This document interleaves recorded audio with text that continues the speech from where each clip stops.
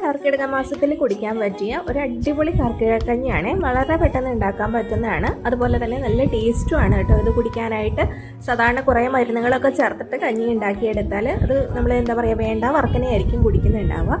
പക്ഷേ ഇതാവുമ്പോൾ ഇതിൻ്റെ ഗുണങ്ങളൊക്കെ കിട്ടുകയും ചെയ്യും. അതുപോലെ നല്ല എളുപ്പമാണ്, നല്ല ടേസ്റ്റ് ഉള്ളതുമാണ് കേട്ടോ.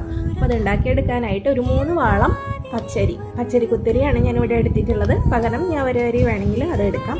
ഞവരി ആണെങ്കിൽ കുറച്ചധികം സമയം സോക്ക് ചെയ്തിട്ട് വേണം എടുക്കാനേ. ഇതിലേക്ക് 1 വാളം ചെറുപയർ എടുത്തിട്ടുണ്ട്. അതുപോലെ തന്നെ 2 ടേബിൾ സ്പൂൺ നിറച്ചും ഉലുവ എടുത്തിട്ടുണ്ട്. ഇത് 3 കൂടിയിട്ട് നന്നായിട്ട് കഴുകി കുക്കറിലേക്ക് ഇടുക. എന്നിട്ട് ആവശ്യത്തിന് വെള്ളം ഒഴിച്ചിട്ട് നന്നായിട്ട് വേവിച്ചെടുക്കുക. ഇതാ നല്ലതുപോലെ വെന്തിട്ടുണ്ട്. ഇനി നമുക്ക് ഇതിലേക്ക് അരപ്പ് ഒഴിച്ചു കൊടുക്കണം. തേങ്ങയിലേക്ക് 1/4 ടേബിൾ സ്പൂൺ നല്ല ജീരകവും ഒരു 5-8 അല്ലി ചുവന്നുള്ളി ഇട്ടിട്ടാണ് അരച്ചെടുത്തിരിക്കുന്നത്. ആവശ്യത്തിന് വെള്ളം ചേർക്കുക. കുറച്ച് ഉപ്പ് ചേർക്കുന്നുണ്ട്. പകരം ഇന്ദുപ്പ് വേണമെങ്കിൽ ചേർക്കാം കേട്ടോ. ഞാൻ കല്ലുപ്പാണ് ചേർത്തിട്ടുള്ളത്. എന്നിട്ട് നന്നായിട്ടൊന്ന് തിളപ്പിച്ചതിന് ശേഷം ഒരു 1/2 ടേബിൾ സ്പൂൺ നെയ്യ് കൂടെ ചേർത്തിട്ട് കുറച്ച് സമയം ഒന്ന് അടച്ചു വയ്ക്കാം.